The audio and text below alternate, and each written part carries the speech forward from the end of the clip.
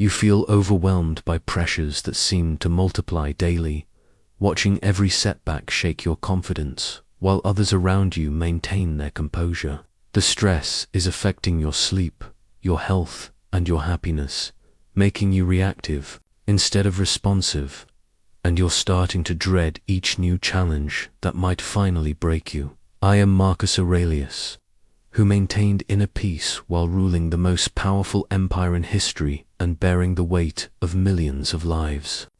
During plagues, wars, and constant political turmoil, the Stoic truths I'll share will give you a fortress of calm that no external pressure can penetrate. Using the same philosophy that sustained emperors through the darkest times and transformed ordinary men into unshakable leaders, what worked to maintain peace of mind while governing millions can work for anyone facing modern stress and uncertainty. But first, like this video, subscribe for more Stoic wisdom, and comment where you're watching from. I want to see how far the need for inner strength has spread. I never asked to be emperor. When Antoninus Pius adopted me, I thought I understood what leadership meant: making decisions, commanding respect, wielding power. I was a fool. The moment the purple cloak settled on my shoulders, I felt the weight of 50 million souls pressing down on me like a mountain of stone. The first crisis came swiftly. Reports flooded in from the eastern provinces. The plague was spreading like wildfire, killing thousands daily. The same disease that would later claim my own life was already beginning its merciless march across our territories. I sat in my study, staring at scroll after scroll of death counts, and felt something I had never experienced before: complete helplessness. Here I was, the most powerful man in the world, and I could not stop a single person from dying. I could not command the plague to retreat or order the gods to intervene. All my authority, all my resources, all my training in rhetoric and Lornanovit mattered against this invisible enemy. That night, I walked the palace corridors alone, past the marble statues of my predecessors, and I understood something that would change everything. The title of emperor had not made me more powerful. It had revealed how powerless I truly was. Every decision I made would affect millions.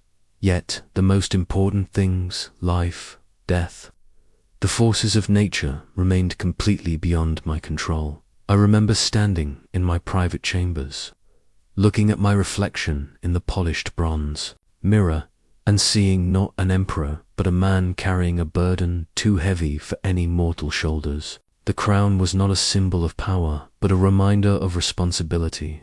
Every law I signed, every judgment I rendered, every military campaign I approved would ripple through countless lives. The weight was crushing, but in that moment of deepest despair, something extraordinary happened. I realized that while I could not control the plague, I could control my response to it. I could not prevent people from dying, but I could ensure they received care.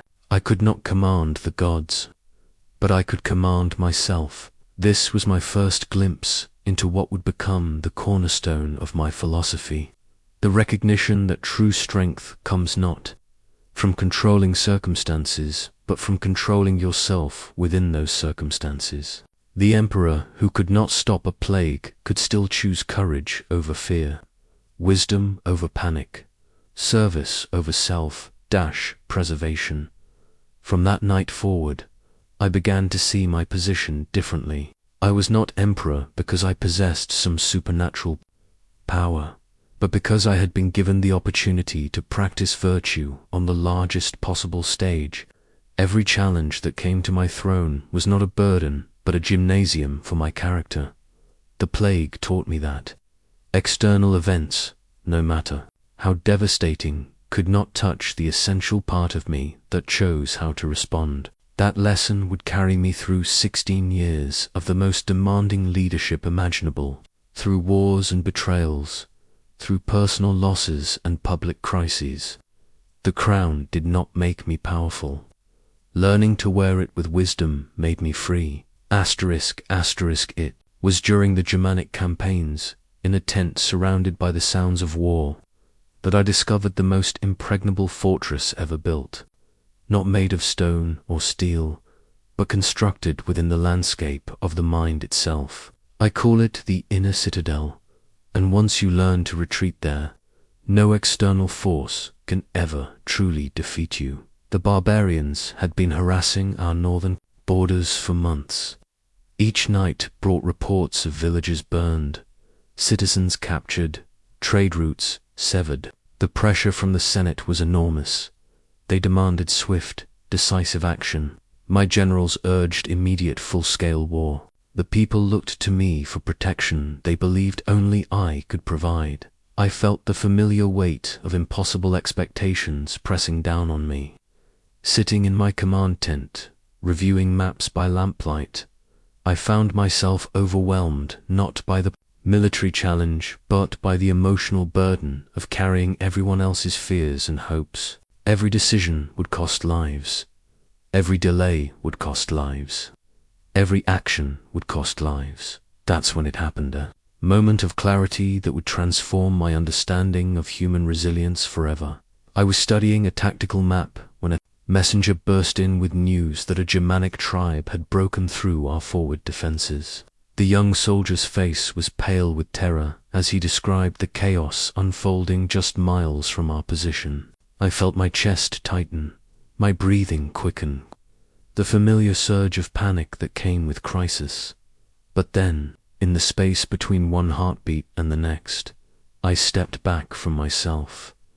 I watched my own fear as if observing another person. I noticed the physical sensations, the racing heart, the tight shoulders, the churning stomach without being controlled by them.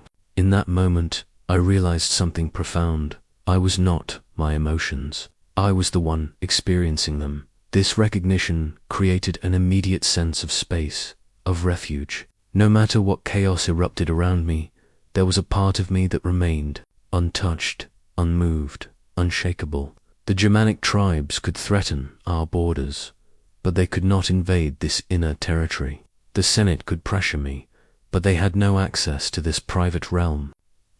Even death itself, when it came, could only claim my body, never this essential self that chose how to respond to everything. I began to understand that every human being possesses this inner citadel, though most never discover it.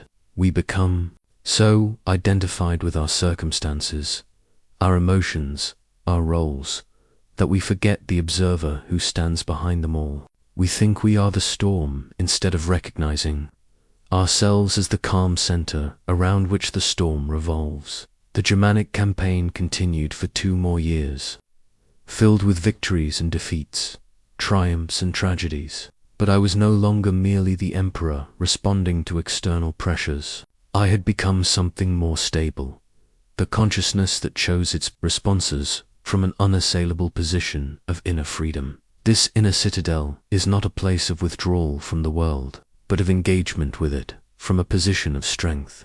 When you know that your essential self cannot be touched by external events, you become free to act courageously, compassionately, and wisely.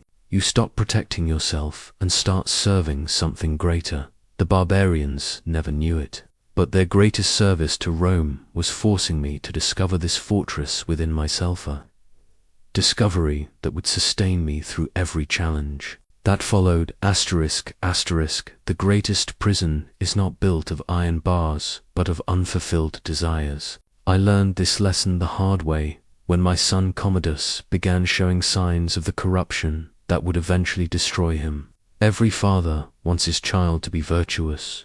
Every emperor wants his heir to be worthy.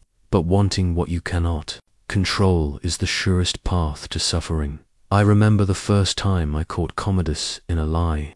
He was perhaps 15, and I had discovered he had been skipping his philosophy lessons to watch gladiator fights in secret. When confronted, he looked me straight in the eye and denied it, despite the evidence being undeniable. My first instinct was fury, then disappointment, then a desperate desire to somehow force him to be the son and heir I needed him to be. For weeks, I tormented myself with this desire. I lay awake planning conversations that would change his heart, imagining punishments that would teach him virtue, fantasizing about somehow reshaping his character through the sheer force of my will. I was the emperor of the known world, yet I could not command my own son to be good. That's when I discovered one of the most liberating principles of human existence. The discipline of desire teaches us to want what happens rather than demanding that what happens matches our wants. This sounds like surrender, but it is actually the highest form of power. When you release your attachment to specific outcomes, you become free to respond effectively to whatever actually occurs. When you stop demanding that people be different than they are, you gain the clarity to influence them skillfully or protect yourself wisely. I began practicing this discipline in small ways first. When rain cancelled a military parade I had planned, instead of feeling frustrated, I practiced wanting the rain. When a senator opposed legislation I favored, instead of resenting his position, I practiced wanting his opposition as an opportunity to refine my arguments or find better solutions. The transformation was remarkable. Events that once triggered anger, disappointment, or anxiety became simply information to work with. I discovered that resistance to reality is what creates suffering, not reality itself. A storm is just weather until you demand it be sunshine. A political setback is just feedback until you insist it should have been victory. With Commodus, this practice became my salvation. Instead of tormenting myself with desires for him to be different, I began accepting him exactly as he was, while still doing everything in my power to guide him toward virtue. I stopped trying to control his character and focused on controlling my own response to his choices. This did not mean becoming passive or indifferent.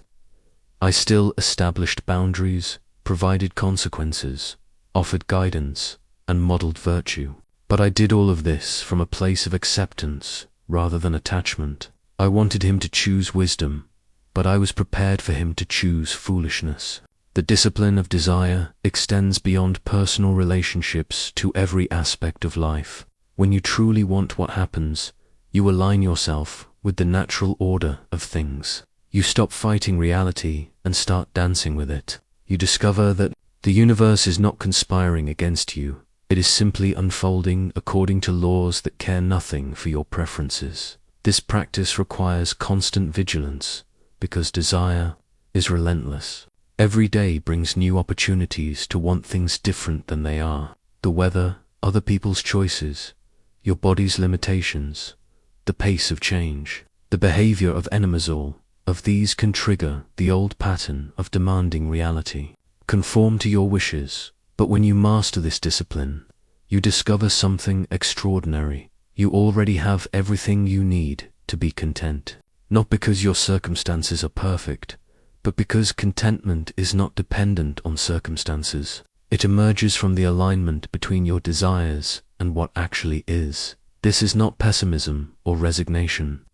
It is the foundation of all effective action. When you accept what is, you can work skillfully with what is. When you want what happens, you become an ally of reality rather than its enemy. Every morning before dawn, I would sit in my private chambers and prepare my mind for what I knew would come. Human beings behaving badly, not because they were evil, but because they were human. This morning practice became my armor against frustration and my foundation for compassionate leadership. I would light the brazier and speak these words to myself. Today I will meet meddling, ungrateful, violent, treacherous, envious, and antisocial people. They are like this because they don't know good from evil. But I have seen the beauty of good and the ugliness of evil, so they cannot hurt me. This was not cynicism, but preparation. If you expect people to always act wisely, kindly, and rationally, you will spend your life in constant disappointment. But if you understand human nature as it actually is flawed, fearful, and often foolish, you can respond with patience instead of anger, wisdom instead of frustration, I learned this lesson through painful experience. In my early years as emperor, I approached each day expecting senators to act in the empire's best interest, generals to be honest about military situations, and citizens to appreciate the sacrifices made on their behalf. Instead, I encountered corruption, self-interest, and ingratitude at every turn. My first reaction was to take these betrayals personally. When a trusted advisor lied to me, I felt wounded. When citizens complained about policies designed to help them, I felt frustrated. When allies acted selfishly, I felt disappointed. I was making the classic mistake of expecting people to be different than they are. The morning reflection changed everything. By beginning each day with realistic expectations about human behavior, I stopped being surprised by selfishness and started being grateful for kindness. When someone acted with integrity, it felt like a gift rather than a baseline expectation. When someone chose wisdom over self-interest, it became a reason for celebration rather than something taken for granted. This practice also taught me something crucial about judgment and compassion. People rarely act badly because they are fundamentally evil. They act badly because they are confused about what will actually make them happy. They pursue wealth thinking it will bring security, power thinking it will bring respect, pleasure thinking it will bring satisfaction. They don't realize they are drinking salt water to quench their thirst. Understanding this confusion allows you to respond to difficult people with patience rather than anger. The senator who opposes your legislation is not your enemy. He is someone who genuinely believes his position serves the greater good, even if you disagree. The general who exaggerates his victories is not evil. He is someone who fears that admitting limitations will diminish his value. I began to see problematic behavior as symptoms of deeper ignorance rather than personal attacks on me. This shift in perspective was liberating. You cannot be hurt by someone who is doing their best with limited understanding. You can only be hurt when you expect them to have wisdom they do not possess. The morning reflection also prepared me to notice and appreciate the genuine goodness that exists in people. When you expect the worst, you become grateful for anything. Better, when you understand how difficult virtue is, you recognize it as extraordinary rather than ordinary when it appears. This practice extends beyond leadership to all human relationships. When you begin each day acknowledging that people will act according to their current level of understanding, not according to your wishes, you become free to love them as they are, while still encouraging them to grow. The brazier ritual became my daily reset, reminding me that my peace of mind depends not on other people's behavior, but on my own expectations and responses. People will be people. They will act selfishly, foolishly, and sometimes cruelly, but they cannot disturb your inner tranquility unless you grant them that power. This is the foundation of wise leadership, expecting people to be human while still believing in their capacity for greatness. Asterisk, asterisk, when the weight of empire became unbearable, I learned to escape, not through wine or entertainment, but through a simple mental exercise that transported me beyond the boundaries of time and space.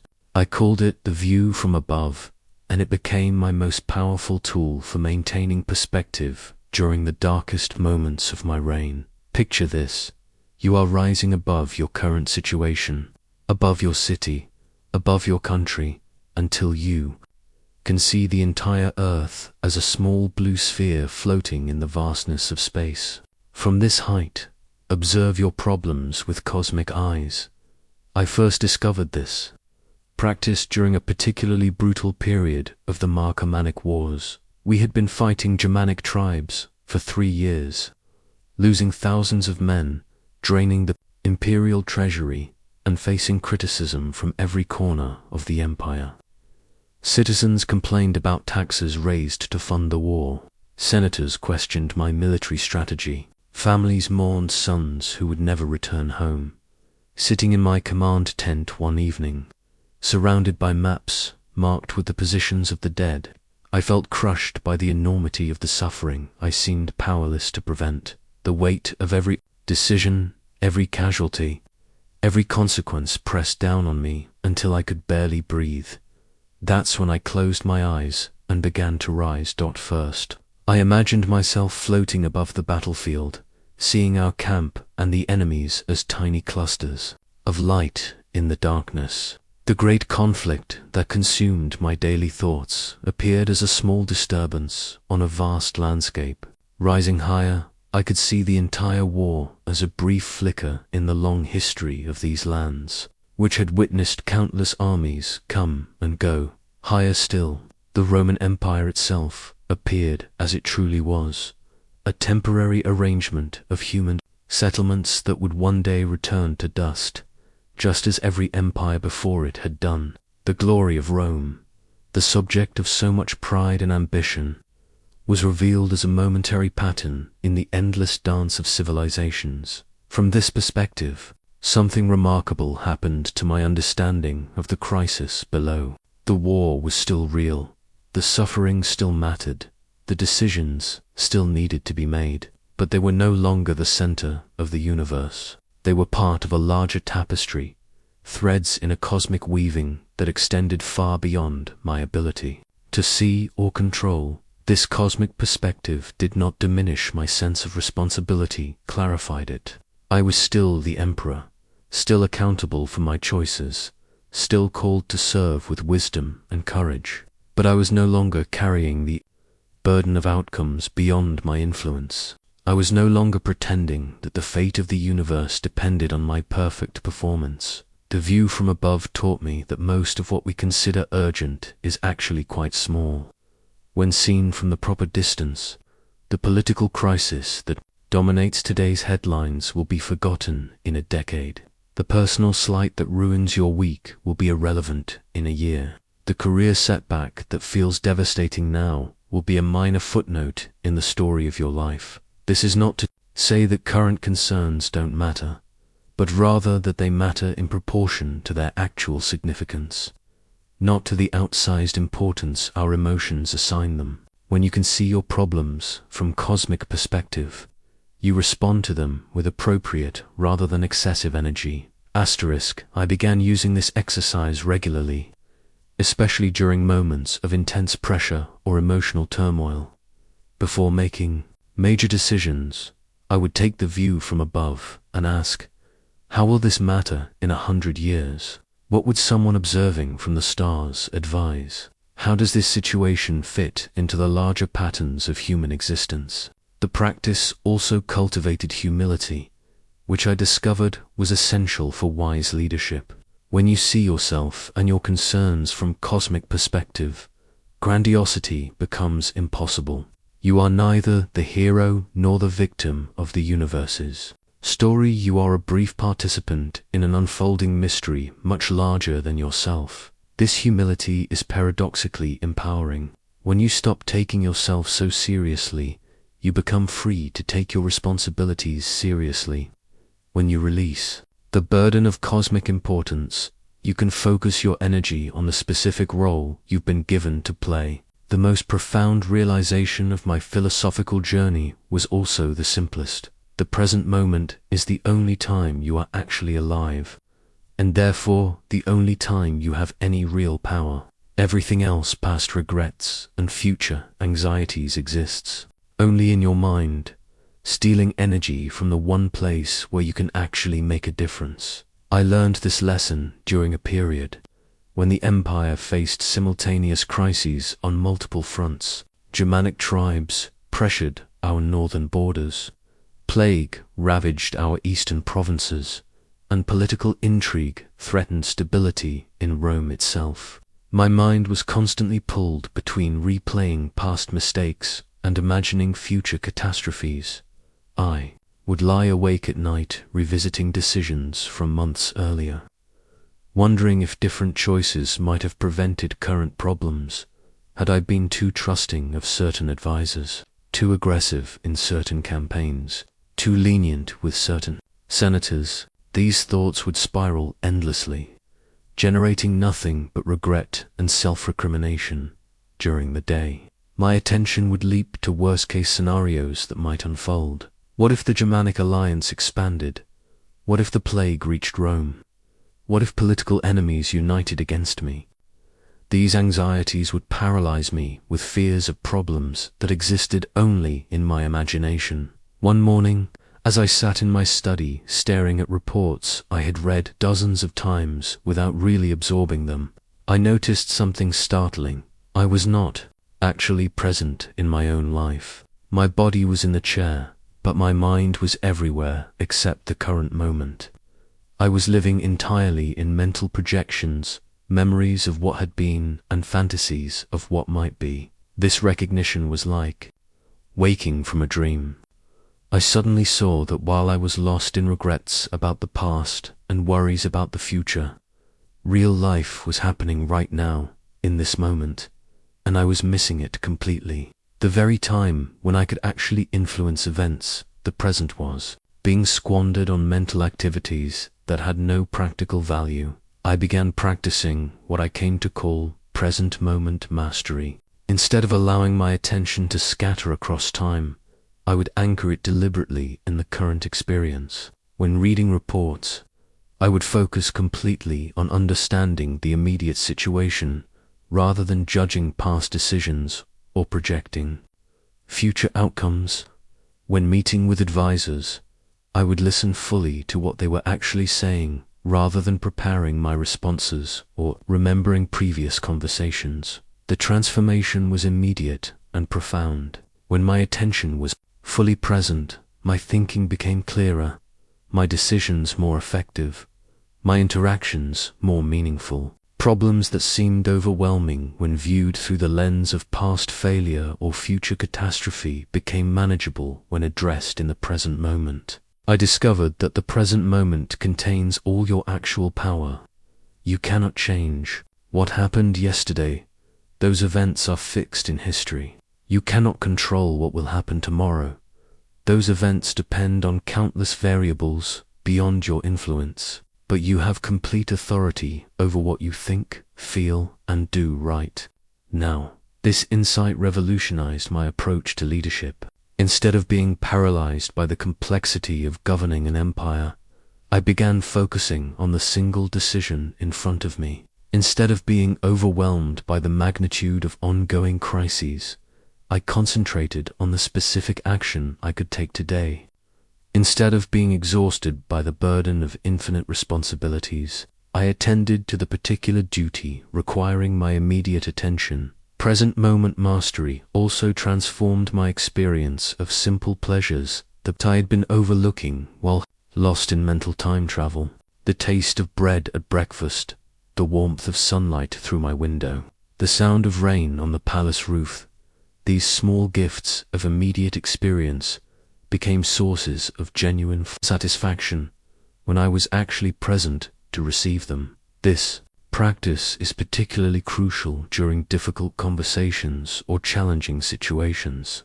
When you are fully present, you respond to what is actually happening rather than to your memories of similar situations or your fears about possible outcomes. You see people as they are right now rather than as you remember them being or imagine them becoming.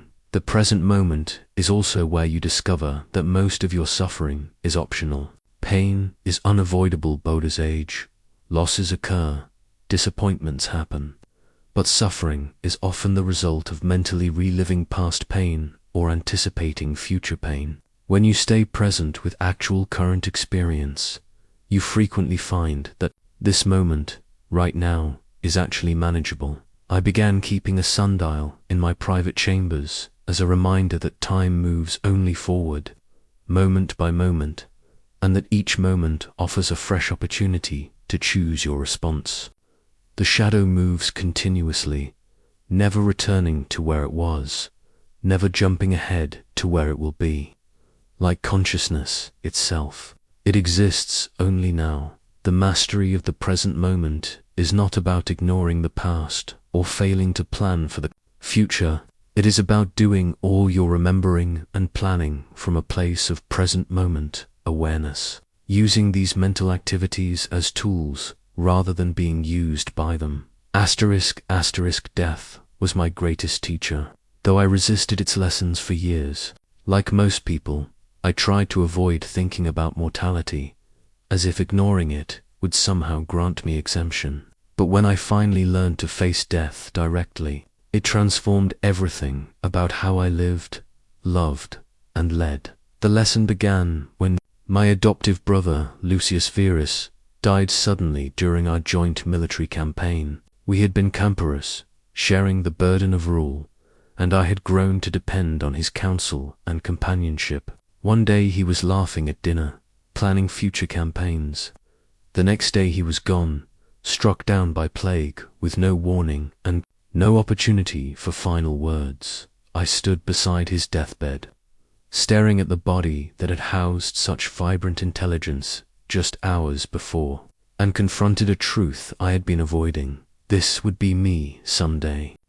Not in the distant future, not when I was old and ready, but possibly tomorrow, without warning, without preparation, without the chance to finish what I had started. My first reaction was the familiar human rebellion against mortality. I found myself thinking, but I have so much still to do. The empire needs stability. My philosophical work is unfinished. My son needs guidance. Death seemed like an interruption, an inconvenience, an enemy of my plans and purposes. But as I continued contemplating Lucius's still form, a different understanding began to emerge.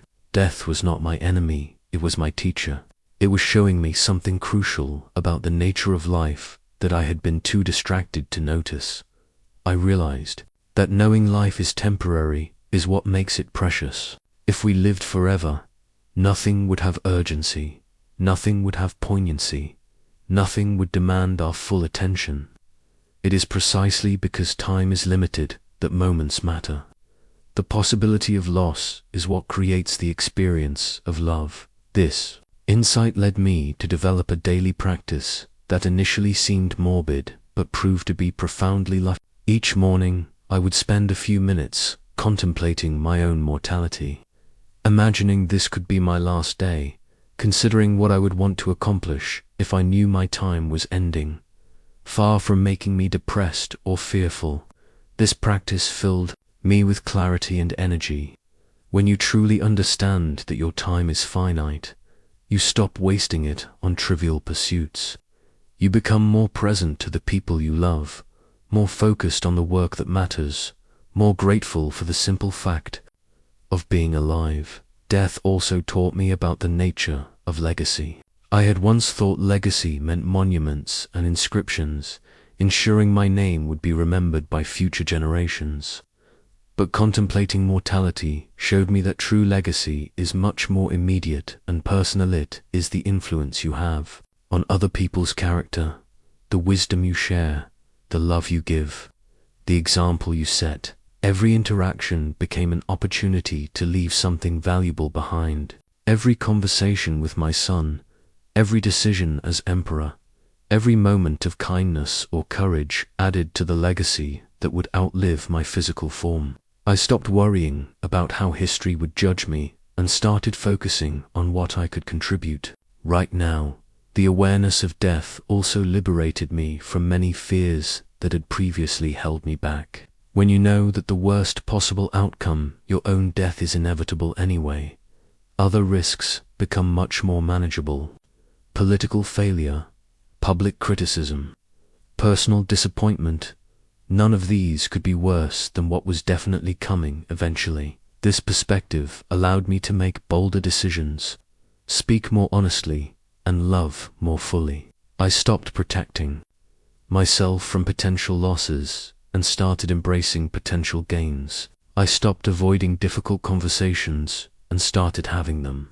I stopped postponing expressions of affection and started offering them freely. Perhaps most importantly, contemplating death taught me to appreciate the ordinary moments that I had been overlooking while focused on grand plans and distant goals. The taste of wine, the sound of laughter, the feeling of solving a difficult problem. the satisfaction of helping someone in need.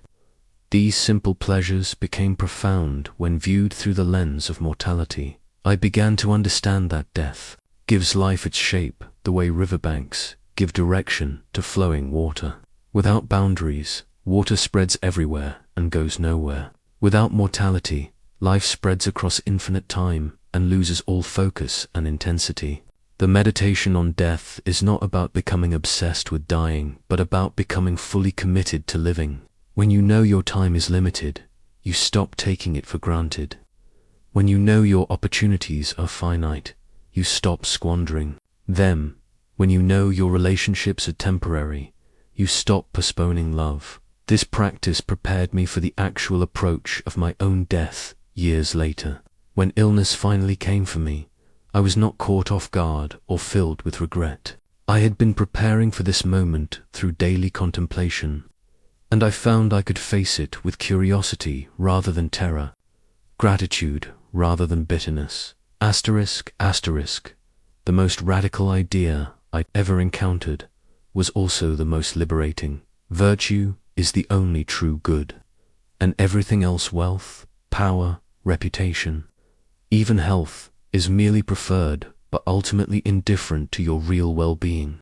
This principle, once I truly understood it, became my fortress against every form of misfortune. I resisted this teaching initially because it seemed to contradict everything I had been raised to value.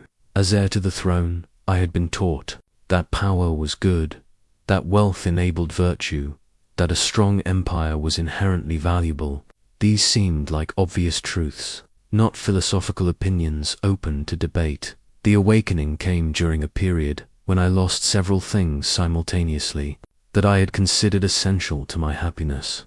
A military campaign failed due to circumstances beyond my control, resulting in significant territorial losses. A trusted friend betrayed confidential information for political gain. My health began declining in ways that reminded me daily of physical limitations I could not overcome. If my well-being depended on external circumstances, I should have been miserable. My power had been diminished, my trust violated, my body weakened. Yet something unexpected happened. I found myself oddly peaceful, even content. The external losses had not touched some essential part of me that remained intact and strong. This experience forced me to examine what actually constituted my happiness. Was it the territories I controlled, or the wisdom with which I governed? Was it the loyalty of others, or my own commitment to treating them justly? Was it my physical strength, or my mental resilience? Was it others' opinions of me, or my own integrity? I began to see that everything I could lose, possessions, position, reputation, even life itself, was separate from everything that made me who I truly was. My character, my choices, my responses to circumstances, my commitment to doing what was right regardless of consequences.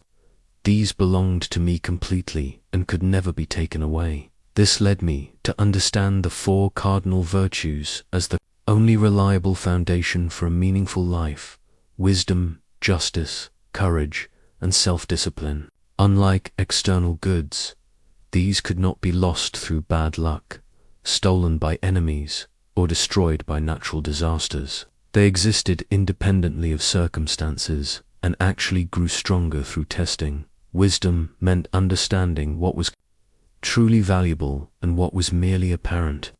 It meant recognizing that my peace of mind depended on my own thoughts and choices, not on controlling outcomes beyond my influence. It meant learning from every experience, especially difficulties and failures. Justice meant treating others fairly, regardless of how they treated me. It meant considering the common good, even when it conflicted with personal advantage. It meant keeping commitments, even when circumstances made them inconvenient. It meant speaking truth, even when lies would be easier. Courage meant facing difficulties without being overwhelmed by them. It meant making hard decisions when easy ones were available. It meant standing up for principles, even when doing so carried personal costs. It meant accepting uncertainty without being paralyzed by it. Self-discipline meant controlling my responses to both pleasure and pain. It meant choosing long-term benefit over short-term gratification. It meant maintaining principles under pressure. It meant staying committed to virtue even when vice seemed more rewarding. Once I understood these virtues as the only true goods, everything else in life found its proper perspective. Wealth became a tool that could be used virtuously or viciously, but was not inherently good or bad. Power became an opportunity to serve justice, but was not valuable in itself. Health became preferred but not essential to living well. Others' approval became pleasant but not necessary for self-respect. This realization was incredibly freeing. I no longer had to spend energy protecting things that could be lost anyway. I no longer had to base my happiness on circumstances beyond my control. I no longer had to fear external misfortunes because they could not touch what mattered most. The practice of virtue also provided clear guidance for decision-making.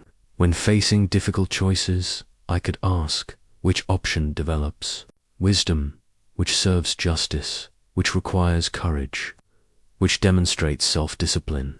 These questions often pointed toward actions that were challenging but ultimately satisfying in ways that pleasure-seeking or advantage-gaining never could be. I discovered that virtue is its own reward. Acting wisely feels better than accumulating knowledge. Treating others justly creates deeper satisfaction than gaining advantages over them. Facing fears courageously builds more confidence than avoiding challenges. Exercising self-discipline generates more freedom than indulging every impulse. This is not to say that external things don't matter at all. Health is better than sickness, wealth better than poverty, friendship better than isolation.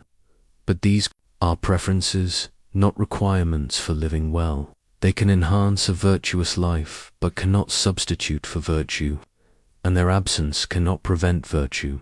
The Stoic approach to virtue is practical rather than abstract. It is not about following rules for their own sake, but about developing the character that enables you to respond skillfully to whatever life presents. Virtue is not a burden imposed by philosophy, but a strength that emerges from understanding what is actually under your control.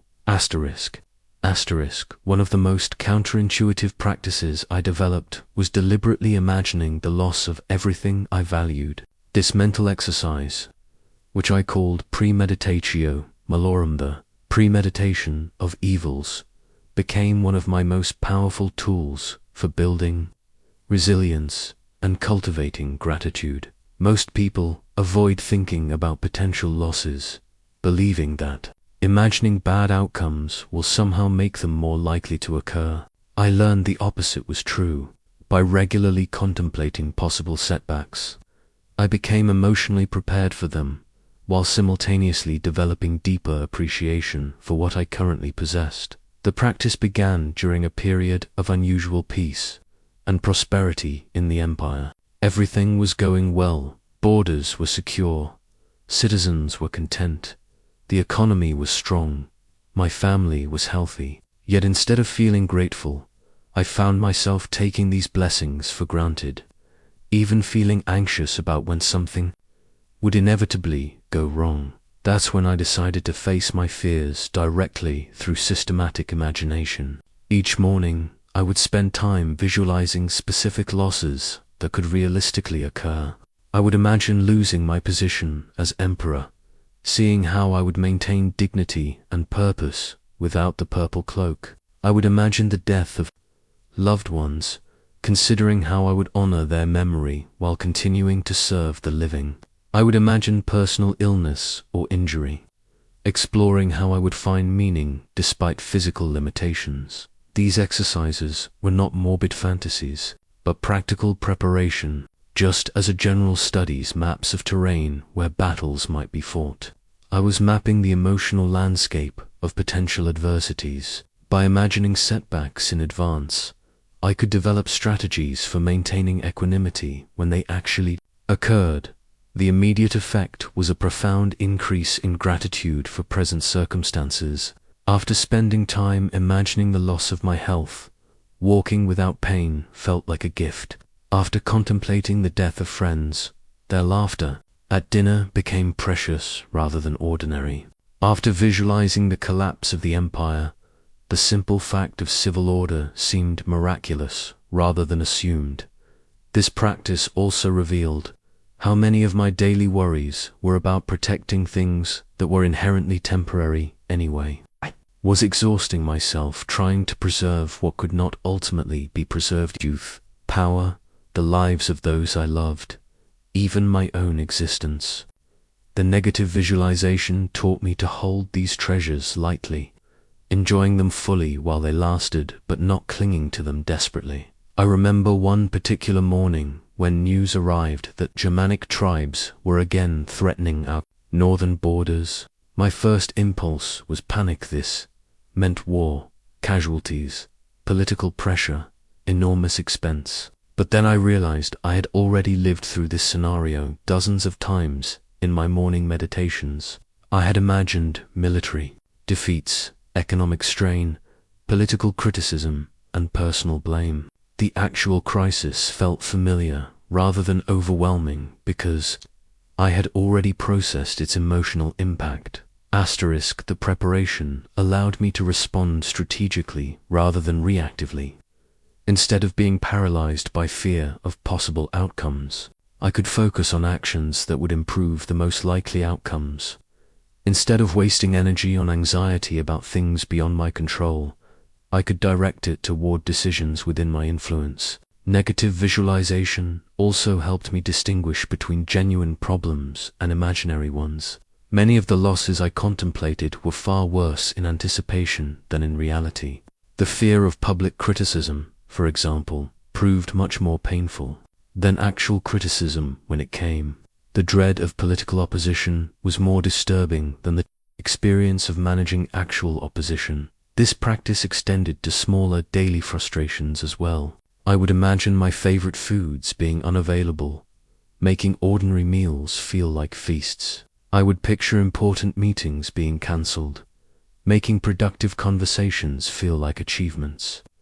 I would visualize servants being sick or incompetent, making their reliable service feel like unexpected kindness. The technique is particularly powerful for relationships. I would regularly imagine the death of family members and close friends, not to be morbid, but to appreciate their presence while they were alive. This practice prevented me from taking loved ones for granted or postponing expressions of affection. Every conversation became potentially precious when viewed through the lens of impermanence. Negative visualization is not about becoming pessimistic or expecting the worst. It is about building emotional resilience while cultivating appreciation. For the present, it is about removing the shock value from setbacks while removing the ordinariness from blessings. The practice requires careful balance. You must imagine losses vividly enough to feel their emotional impact, but not so extensively that you become obsessed with catastrophe. The goal is preparation and gratitude, not anxiety and depression. I found that this mental exercise actually increased my enjoyment of good times rather than diminishing it. When you know that health is temporary, you savor feeling strong. When you understand that relationships end, you treasure time with loved ones. When you recognize that success is fragile, you appreciate achievements without becoming attached to them. The ultimate lesson of negative visualization is that most of what we fear losing was never truly ours to begin with. We are temporary stewards of gifts that will inevitably pass to others. This understanding brings both humility and freedom. Humility, because we own less than we think. Freedom, because we have less to protect than we imagine. Anger was my most seductive enemy, disguising itself as strength while slowly poisoning everything I valued. For years, I believed that righteous indignation was a virtue, that fury could fuel justice, that rage was the appropriate response to incompetence and betrayal. I was wrong about all of it. The awakening came during a heated confrontation with a senator who had been systematically undermining my policies while publicly supporting them. When I finally confronted him with evidence of his duplicity, he had the audacity to deny everything while simultaneously justifying his actions as serving a higher good than imperial unity. I felt rage building in my chest, like a fire consuming dry wood. My face flushed, my hands trembled, my voice rose to levels unworthy of an emperor. I spent the next hour delivering what I thought was a devastating verbal assault on his character, his intelligence, and his loyalty. I felt powerful, justified, righteous in my fury. But when the meeting ended and I returned to my private chambers, something unexpected happened. Instead of feeling satisfied by my expression of anger, I felt diminished. Instead of feeling strong, I felt weakened. Instead of feeling justified, I felt ashamed. That's when I realized the terrible truth about anger. It hurts the person experiencing it far more than its intended target. The senator had returned to his normal activities, probably telling others about the emperor's loss of composure. Meanwhile, I spent hours replaying the confrontation, my body still flooded with stress chemicals, my mind still churning with resentment and plans for revenge. I began to study my anger the way a physician studies disease, observing its symptoms, tracking its progression, understanding its effects. What I discovered was sobering. Anger never improved my decision-making, it always made it worse. Anger never strengthened my arguments, it always weakened them. Anger never enhanced my authority, always undermined it. More importantly, I realized that anger was based on a fundamental misunderstanding of control. I became angry when people didn't behave as I wanted them to behave, when circumstances didn't unfold as I thought they should unfold, when reality failed to conform to my expectations. But people are going to act according to their own understanding and interests. Circumstances are going to develop according to countless variables beyond my influence.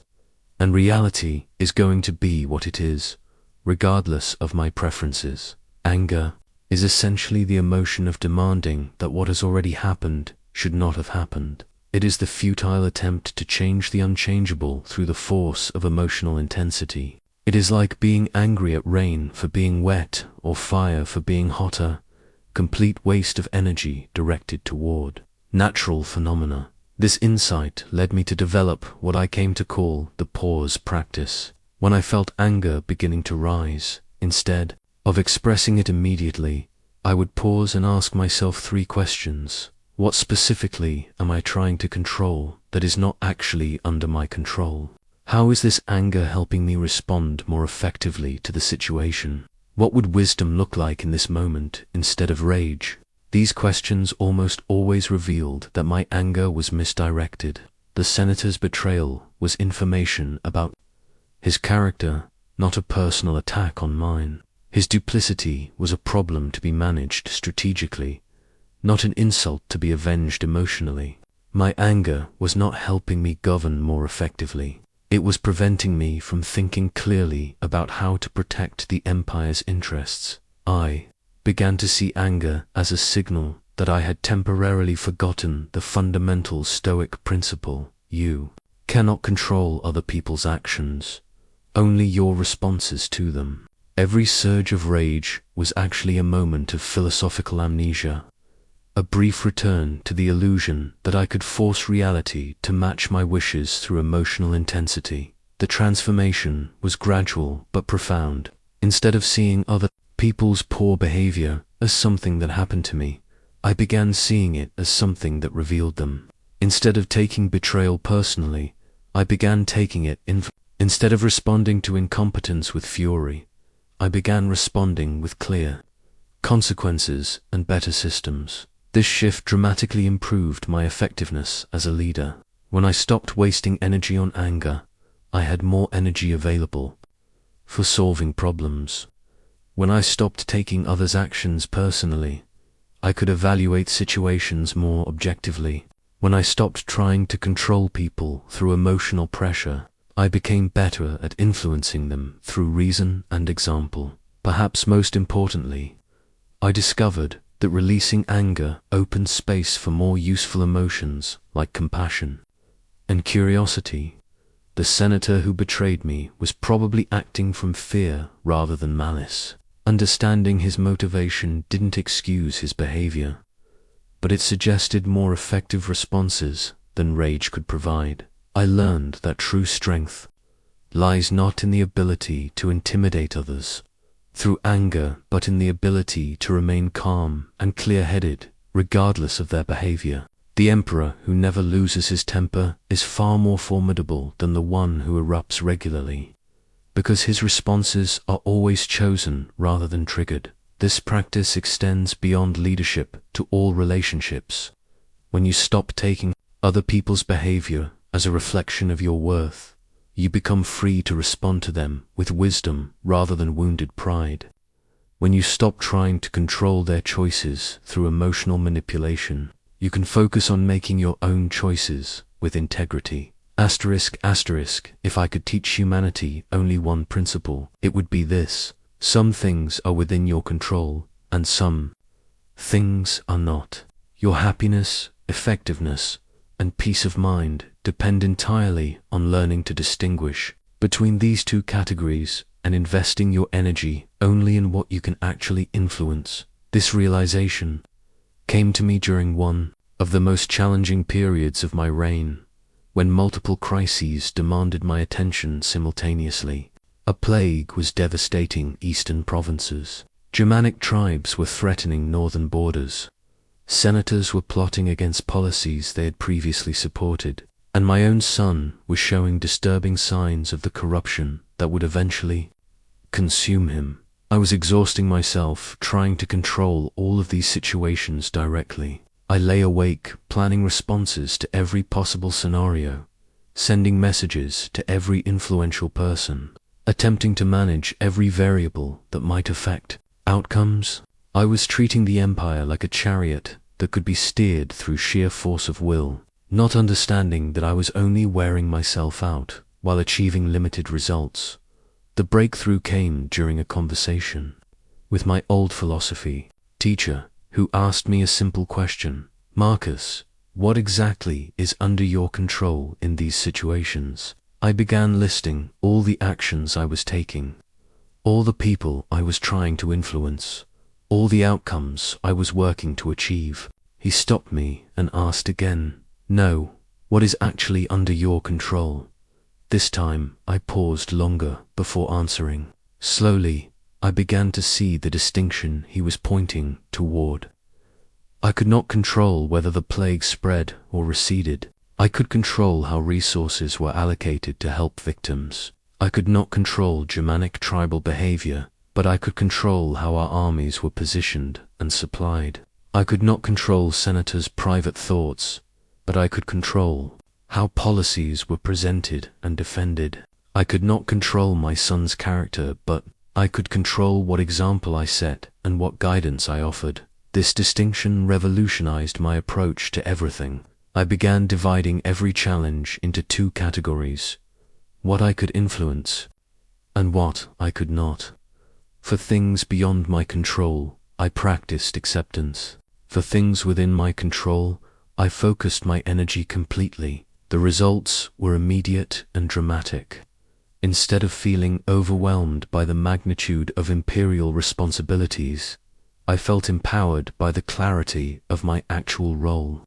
Instead of being paralyzed by the complexity of multiple crises, I became focused on the specific actions available to me.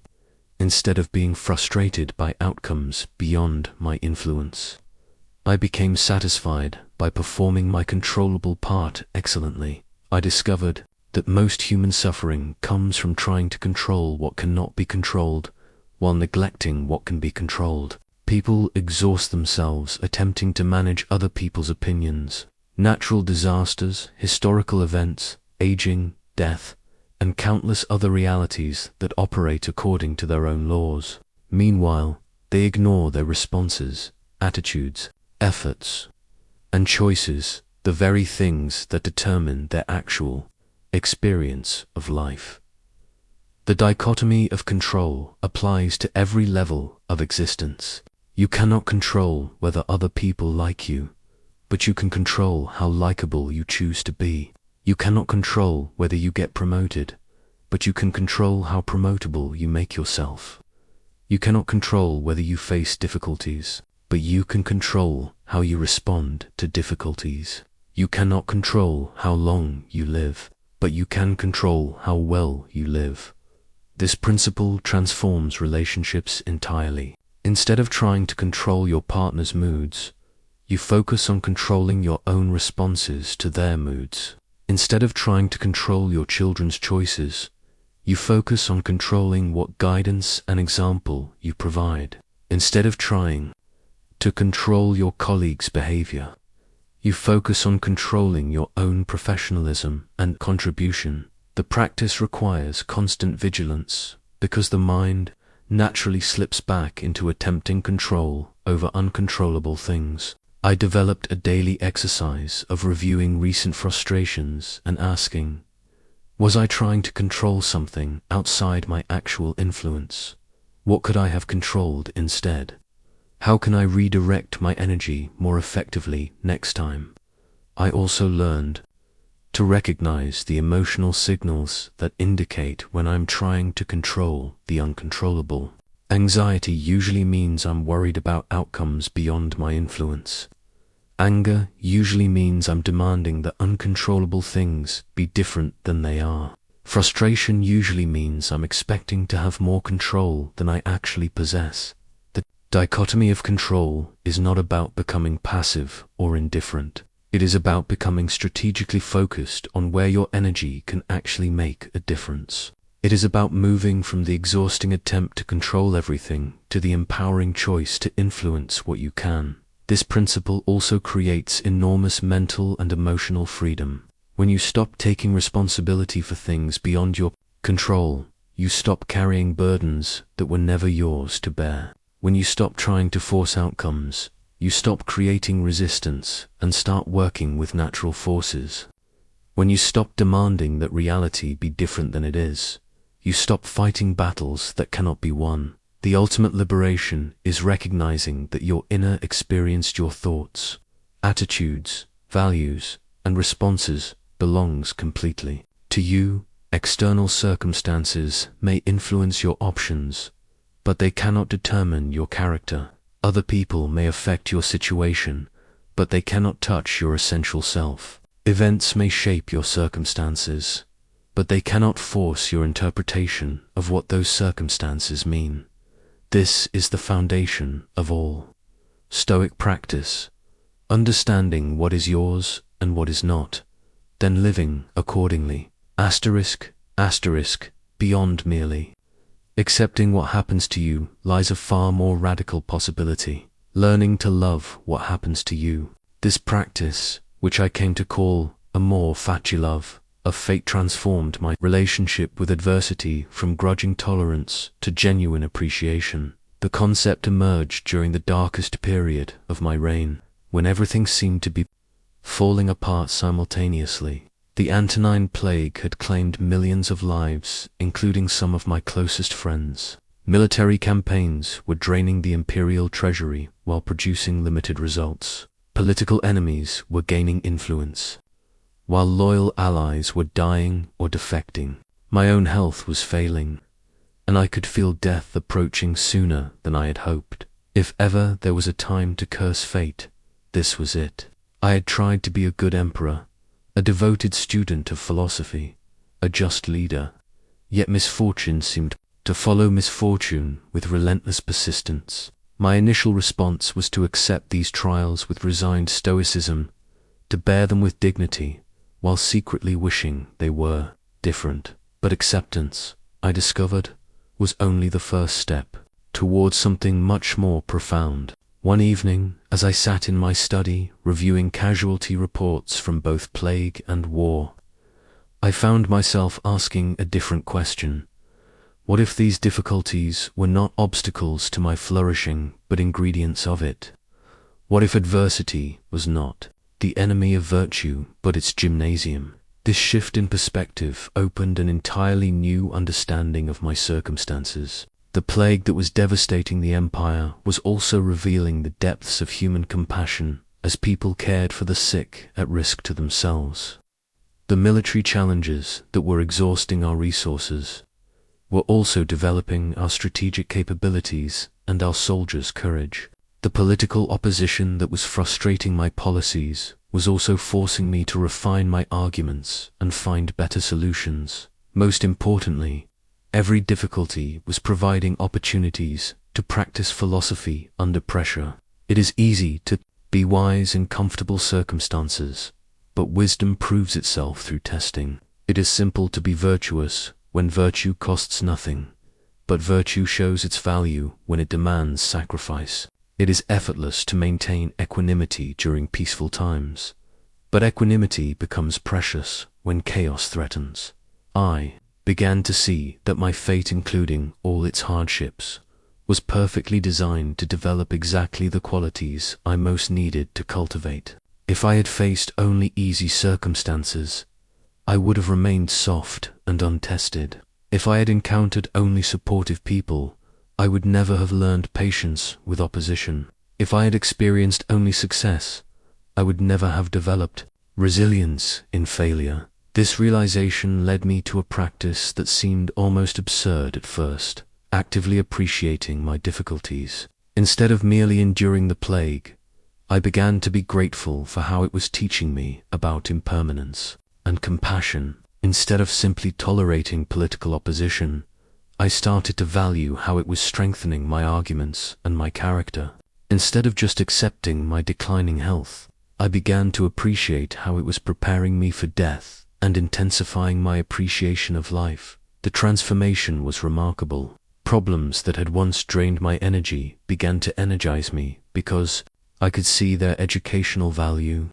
Setbacks that had once discouraged me began to inspire me because I understood their role in my development. People who had once frustrated me began to amuse me because I recognized them as unwitting teachers of patience and wisdom. This practice requires distinguishing between loving fate and loving suffering. I was not learning to enjoy pain or seek out hardship for its own sake. Pain remains unpleasant. Loss remains sad. Opposition remains challenging. But I was learning to love the growth that comes through difficulty, the strength that emerges from testing, the wisdom that develops through adversity. Loving your fate also means embracing the totality of your life story, including the chapters you would not have chosen to write. Every experience, pleasant and unpleasant, successful and failed, meaningful and apparently meaningless, has contributed to making you who you are. To reject parts of your history is to reject parts of yourself. I found this particularly relevant when reflecting on my relationship with my son Commodus. His corruption and eventual tyranny would become one of my greatest personal failures as a father and a leader. For years, I tormented myself with regret about this outcome, wondering what I could have done differently to shape him into a worthy heir. But the practice of amor fati helped me see that even this failure served a purpose in my development. It taught me humility about the limits of influence, compassion for other parents facing difficult children, and acceptance of outcomes beyond my control. It forced me to find meaning in effort rather than results, in intention rather than achievement. Loving your fate does not mean becoming passive or fatalistic. You still work diligently to influence outcomes within your control. You still prefer good results to bad ones. You still feel appropriate emotions in response to events. But you do all of this from a foundation of fundamental acceptance that whatever happens will be the raw material for your continued growth. This practice creates a profound sense of alignment with reality. Instead of fighting against the current of events, you learn to dance with them. Instead of demanding that life conform to your script, you become curious about the story that is actually unfolding. Instead of seeing yourself as a victim of circumstances, you become a willing participant in your own development. The ultimate fruit of amor fati is a deep sense of gratitude for existence itself, including all its difficulties and mysteries. When you can love your fate, you become genuinely free, not free from challenges, but free to find meaning and growth in whatever challenges arise. Asterisk, asterisk, true wisdom is incomplete without action, but effective action requires liberation from attachment. 2 results. This paradox, engaging fully while remaining detached, became the cornerstone of my approach to leadership and the secret to maintaining inner peace while bearing enormous responsibilities. I learnt this lesson through painful experience when I became obsessed with the outcomes of my decisions rather than focusing on the quality of the decisions themselves. During the early years of my reign, I would make what I believed were wise choices, then spend countless hours worrying about whether they would produce the results I hoped for. This attachment to outcomes was not just exhausting, it was counterproductive. When you are emotionally invested in specific results, you cannot think clearly about changing circumstances that might require adjusting your approach. When you are attached to particular outcomes, you become rigid in your methods rather than flexible in response to new information. When you need certain things to happen, you cannot accurately assess whether they are actually happening. The breakthrough came during a complex negotiation with Germanic tribal leaders who had been raiding our northern territories.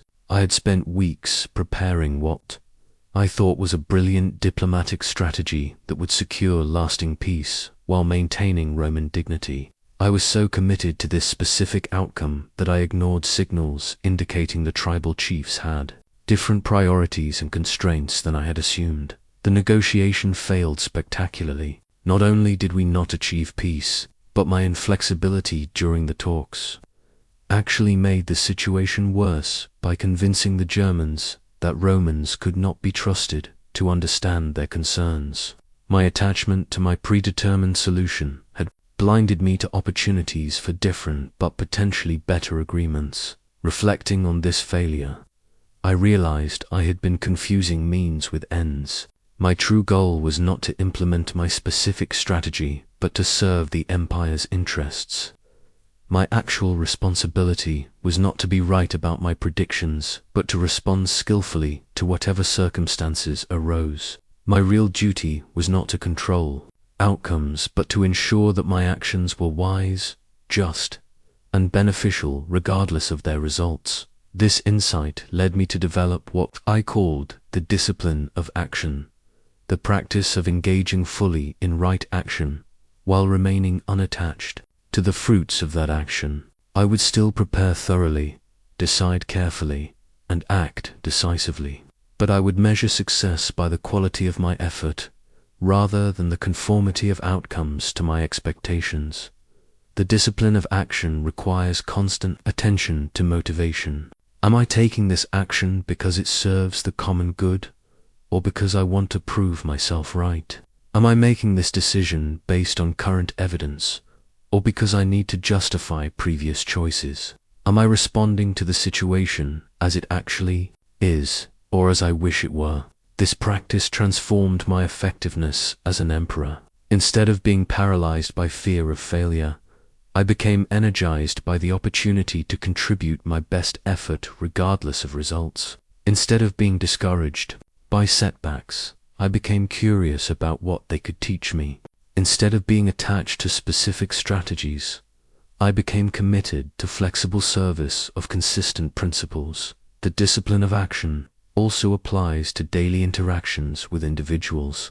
I would engage completely in conversations while remaining unattached to whether people accepted my ideas. I would offer guidance generously while not needing others to follow my advice. I would express care deeply while not demanding that care be returned in specific ways. This approach is particularly crucial in leadership because attachment to outcomes often creates the very obstacles it seeks to avoid. When subordinates sense that their leader needs them to produce certain results, they become afraid to report problems, reluctant to suggest alternatives, and tempted to provide optimistic assessments rather than accurate ones. When you are genuinely detached from outcomes. People can be honest about challenges and creative about solutions. I discovered that this principle extends to virtue itself. You cannot practice virtue in order to achieve virtue that creates a self-defeating attachment. You practice virtue because it is the right thing to do, independent of whether it makes you feel virtuous or gains you recognition for being virtuous. The moment virtue becomes a strategy for achieving something else, it ceases to be genuine virtue. The discipline of action requires distinguishing between caring about your work and being attached to its results. I cared deeply about governing well, but I was not attached to being remembered as a great emperor. I cared intensely about my son's development, but I was not attached to him becoming the person I thought he should be. I cared passionately about philosophical truth, but I was not attached to others accepting my understanding of that truth. This detachment is not indifference, but rather the foundation of sustainable engagement. When you are not driven by need for specific outcomes, you can persist through setbacks that would otherwise be discouraging. When you are not attached to particular results, you can adapt to changing circumstances without feeling defeated. When you are not dependent on external validation, you can continue doing good work regardless of recognition. The practice also creates space for joy in the process of action itself, independent of outcomes. When you are focused on doing your work excellently rather than achieving specific results, the work itself becomes satisfying. When you are committed to expressing your values rather than controlling others' responses, every day offers opportunities for fulfillment. The discipline of action ultimately teaches that meaning comes from the quality of your participation in life, not from the outcomes you manage to produce. You cannot control whether your efforts succeed, but you can control whether they reflect your highest understanding and deepest values. Asterisk. The most important conversations I ever had were with myself, in the solitude of my private chambers, facing truths that no advisor would dare speak and no public role would permit me to acknowledge. These moments of honest self-examination became the foundation of whatever wisdom I managed to develop during my years of leadership. Solitude terrified me initially. As emperor, I was constantly surrounded by senators seeking audience, generals reporting from campaigns, citizens petitioning for justice, family members requiring attention. The rare moments when I found myself truly alone felt uncomfortable, almost threatening. Without the external demands that usually occupied my attention, I was forced to confront the internal landscape I had been avoiding. The first thing I discovered in solitude was how much of my public persona was performance rather than authentic expression. The confident emperor who addressed the Senate, the wise philosopher who guided others, the strong leader who inspired troops, these were all real aspects of my character, but they were not the complete picture. In private, I also encountered doubt, fear, confusion, and weakness that I could never show others. This recognition was initially disturbing. I had believed that leaders should be consistently strong, that philosophers should be reliably wise, that emperors should be naturally confident. Discovering my own internal contradictions and limitations felt like evidence of failure rather than signs of humanity. But gradually, I learned that this honest self-knowledge was not a weakness but the foundation of genuine strength. You cannot govern others effectively until you can govern yourself, and you cannot govern yourself until you know yourself, including the parts you would prefer to hide or change. I began setting aside time each day for what I called the reflection practice. In the quiet of my study, I would review recent decisions, examining not just their outcomes, but my motivations for making them. I would explore my emotional reactions to events, asking what they revealed about my assumptions and attachments. I would question my judgments about people, considering whether they were based on evidence or prejudice. These sessions were often uncomfortable. I discovered patterns of thinking that contradicted my philosophical principles. I found motivations that were less noble than I had pretended. I recognized fears that influenced my decisions more than wisdom did. I saw ways that pride and insecurity shaped my behavior despite my commitment to virtue. But this discomfort was precisely what made the practice valuable. The aspects of yourself that you avoid examining are usually the ones that most need attention. The thoughts and feelings you judge as unworthy are often the ones that most require understanding.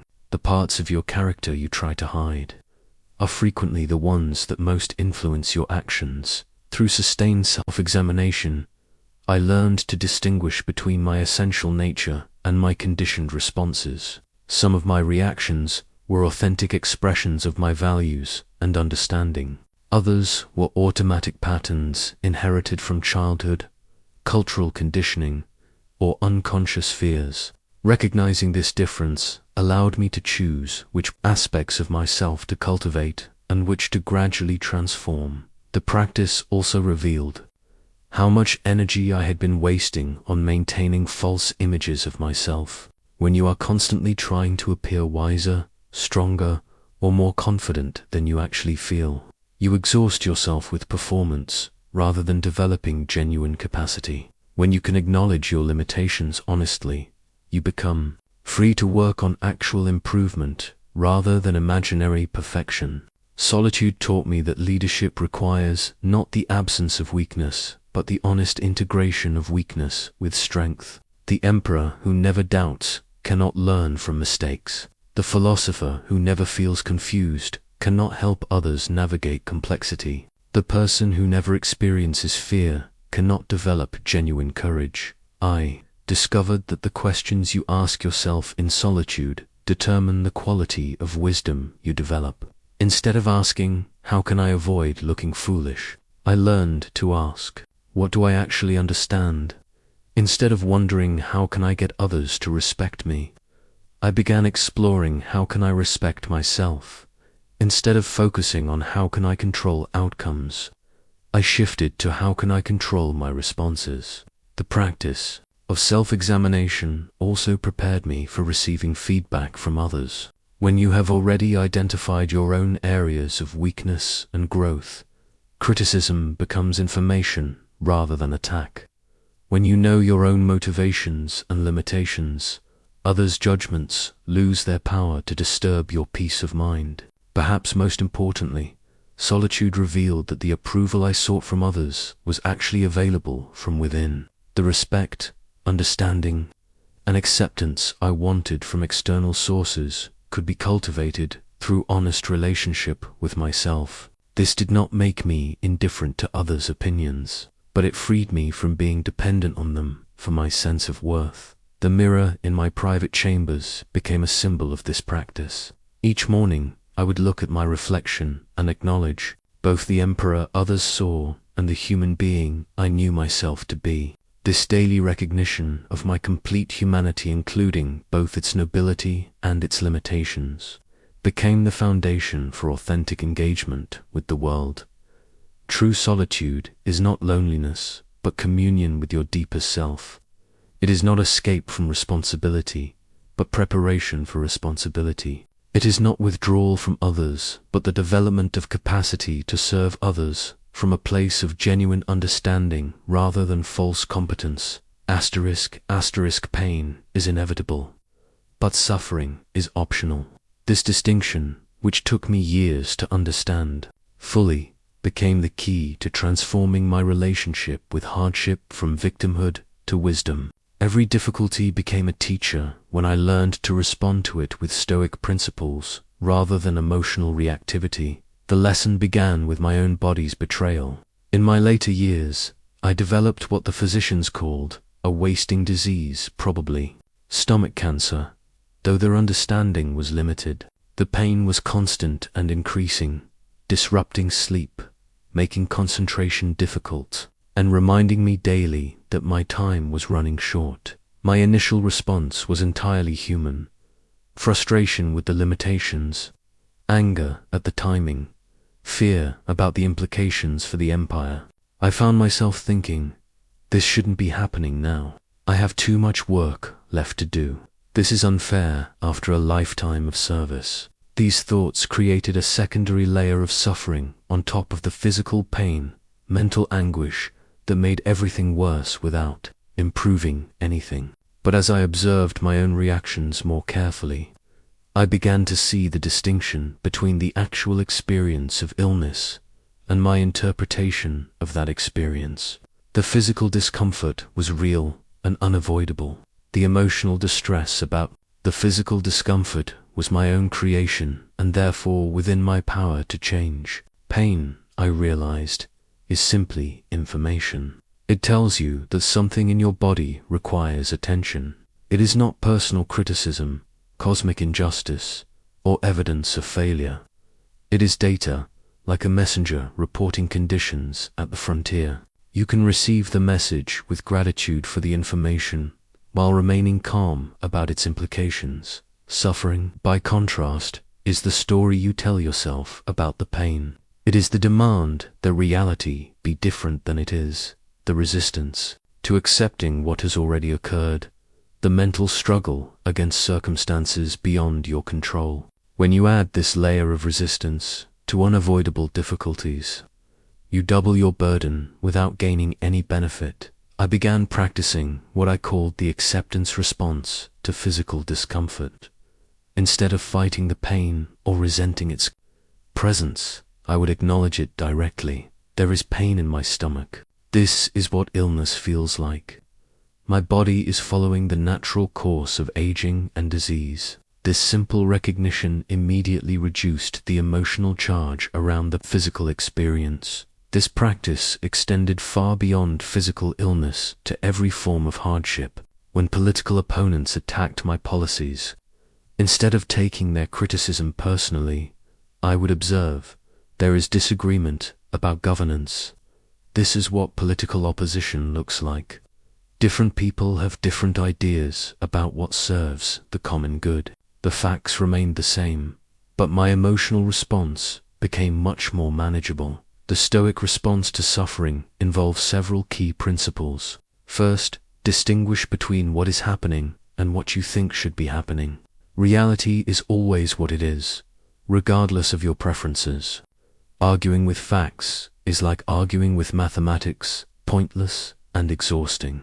Second, look for the opportunity hidden within every difficulty. Illness taught me compassion for others' pain and urgency about completing important work.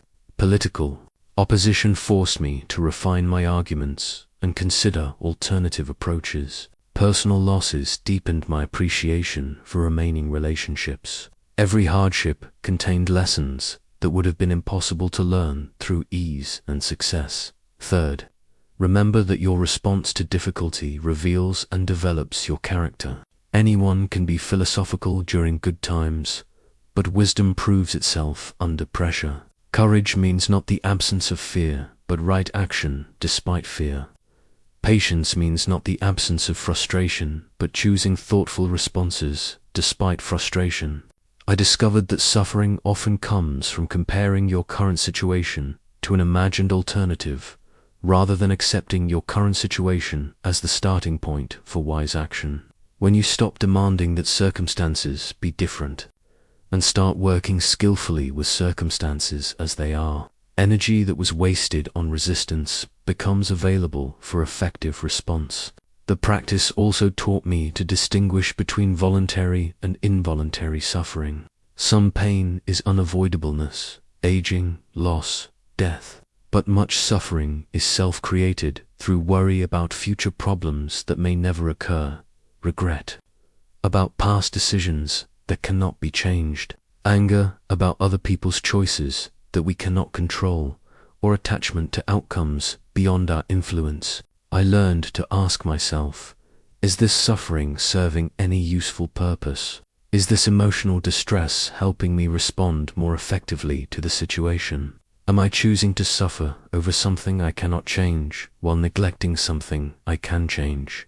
Most importantly, I realize that your relationship with suffering determines whether difficulties diminish you or strengthen you. When you meet hardship with resistance and resentment, it makes you smaller, more fearful, more bitter. When you meet hardship with acceptance and curiosity, it makes you larger, more resilient, more wise. The ultimate Stoic response to suffering is gratitude, not for the pain itself, but for the opportunity it provides to practice virtue under pressure, to develop capacities that remain dormant during easy times, and to discover strengths you never knew you possessed. Every difficulty becomes a gymnasium for character development when approached with the right understanding. This transformation from victim to student is perhaps the most powerful shift in perspective available to human consciousness. When you stop asking why is this happening to me and start asking what can this teach me, you become an active participant in your own development rather than a passive recipient of random misfortune. Asterisk, asterisk, as death approached and I contemplated what would remain after my physical form returned to dust, I discovered that true legacy has nothing to do with monuments or inscriptions and everything to do with the principles you embody and the wisdom you pass forward. The ideas that transform lives are the only things that genuinely outlast mortality. I had once believed, like most emperors, that legacy meant the grandeur of buildings constructed, territories conquered, and laws enacted. I envisioned future generations walking through forums I had built, studying victories I had won, and living under institutions I had established. These seemed like meaningful ways to extend my influence beyond the brief span of biological existence. But as I lay dying on the northern frontier, far from the marble splendor of Rome, I realized how completely I had misunderstood the nature of lasting impact. The buildings would crumble, the territories would change hands, the laws would be revised or repealed. Only ideas, principles that help people live more wisely and suffer less unnecessarily possess the power to transcend time and circumstance. The recognition came through observing which teachings had most profoundly influenced my own development. The philosophical insights that transformed my understanding had been discovered by thinkers who died centuries before my birth. Epictetus, who showed me the power of focusing on what is under my control, had been dead for decades when his ideas reached me. Chrysippus, whose logical analyses clarified my thinking, had been gone for generations. Yet their wisdom lived on, as fresh and applicable as if they had spoken it yesterday. This continuity revealed something remarkable about the nature of truth. Genuine wisdom is not tied to specific historical circumstances, but addresses the permanent features of human existence: how to face uncertainty, how to handle loss, how to respond to injustice, how to find meaning in mortality. These challenges are constants across cultures and centuries, which is why authentic solutions to them remain perpetually relevant. I began to understand my role not as the originator of new truths, but as a link in an unbroken chain of wisdom transmission. The insights I had discovered through decades of leadership and philosophical practice were not my personal possessions, but humanity's inheritance, temporarily entrusted to my care for the purpose of passing them forward. This realization transformed my approach to teaching and writing. Instead of trying to establish my own philosophical system or gain credit for original discoveries, I focused on expressing eternal principles as clearly and practically as possible. Instead of seeking recognition for my contributions, I sought effectiveness in helping others apply timeless wisdom to their specific circumstances. The principles that matter most are surprisingly simple, though their application requires lifelong practice. The dichotomy of control, understanding what you can and cannot influence, applies equally to ancient emperors and modern managers. The discipline of desire, wanting what happens rather than demanding what you want, serves farmers and philosophers with equal power. The practice of present moment awareness, focusing on current reality rather than mental projections, benefits everyone, regardless of their station or century. These ideas persist because they address the fundamental structure of conscious experience rather than the temporary features of particular societies. As long as humans face uncertainty, experience loss, encounter difficult people, and confront mortality, Stoic principles will remain relevant tools for navigating these universal challenges. I discovered that the most effective way to ensure the continuation of valuable ideas is to embody them so completely that others can see their practical benefits through direct observation. People are more convinced by examples than by arguments, more influenced by character than by clever rhetoric. When others witness the peace, strength, and effectiveness that philosophical practice can create, they become curious about the principles that generated those results. This is why personal transformation must precede any attempt to teach others. You cannot give what you do not possess, cannot teach what you have not learned, cannot inspire changes you have not made in yourself. The emperor who seeks to influence others through position and authority achieves only temporary compliance. The person who influences others through demonstrated wisdom creates lasting transformation. I also learned that legacy is not something you create after achieving success, but something you build through every daily choice. Each decision to respond with patience rather than anger, each choice to act from principle rather than convenience, each moment of choosing virtue over vice contributes to the accumulation of character that becomes your lasting influence. The most profound legacy is often invisible to the person creating it. The kind word that prevents someone's despair, the example of integrity that inspires another's honesty, the demonstration of courage that enables someone else's bravery. These influences ripple outward in ways you may never know, but that can transform countless lives across generations. This understanding brought tremendous peace as I prepared for death, while my physical existence would end. The principles I had practiced and shared would continue working in the world through every person who applied them. The ideas that had saved me from despair and guided me through difficulties would go on, helping others long after Marcus Aurelius was forgotten. True immortality is available to anyone willing to align themselves with timeless wisdom and share it generously with others. Your name may be lost to history, but your influence on the quality of human experience can echo through eternity. Asterisk, the wisdom I have shared with you across these conversations is not meant to remain as abstract philosophy, but to become the foundation for a transformed way of living. The principles that sustained me through the pressures of empire can sustain you through the pressures of modern existence, but only if you translate understanding into daily practice. Begin each morning, as I did, with a few moments of honest preparation for the day ahead. Remind yourself that you will encounter difficult people, unexpected setbacks, and circumstances beyond your control.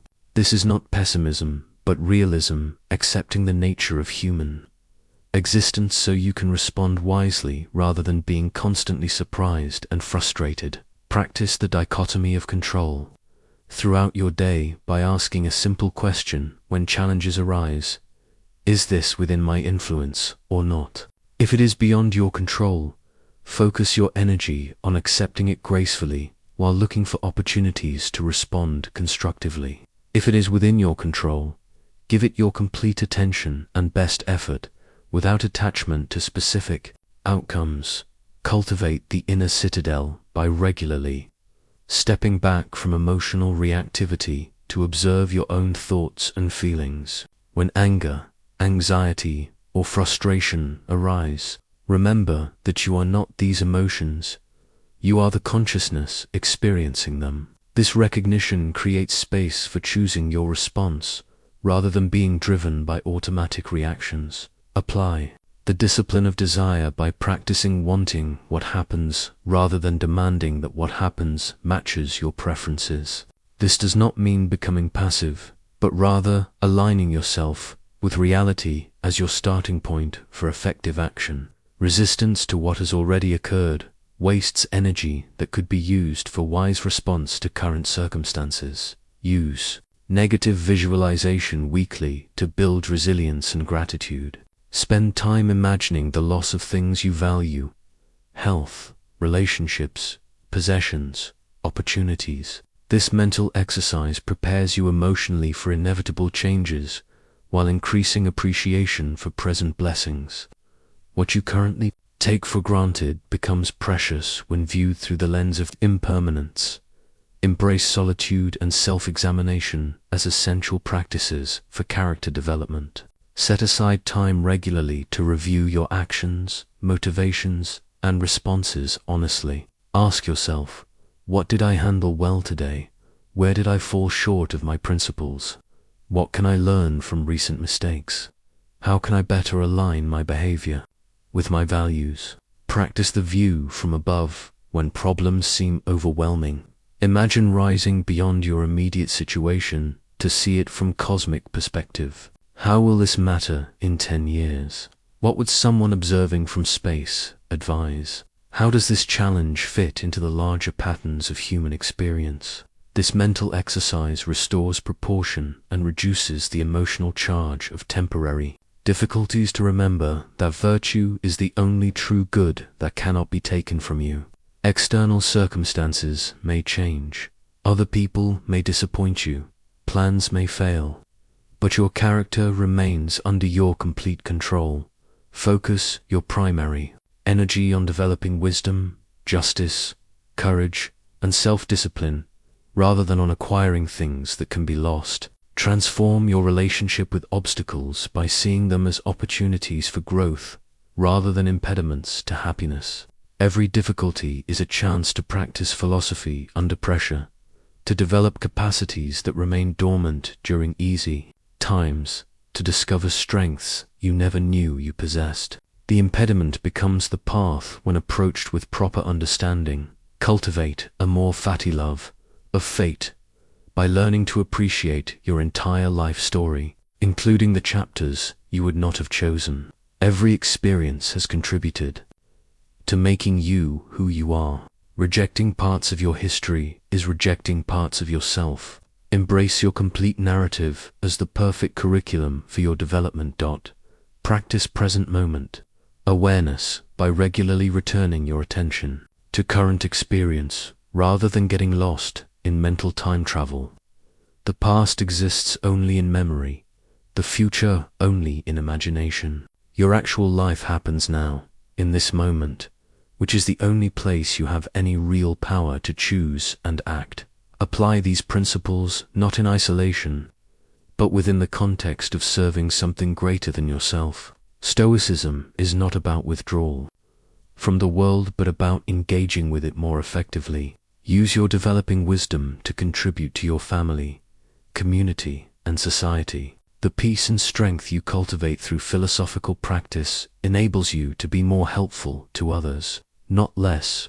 Remember that progress in philosophy, like progress in any skill, requires patience and persistence.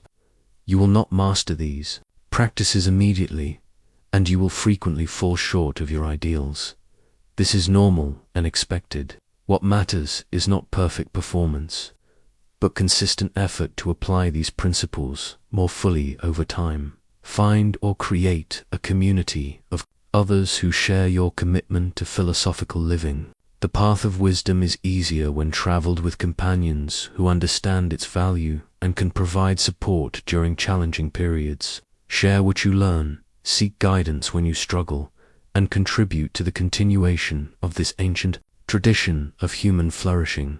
Finally, understand that you are now part of an unbroken chain of wisdom that extends from ancient Athens and Rome to wherever you are reading these words. The same principles that guided emperors and slaves, philosophers and ordinary citizens, can guide you through whatever circumstances you face.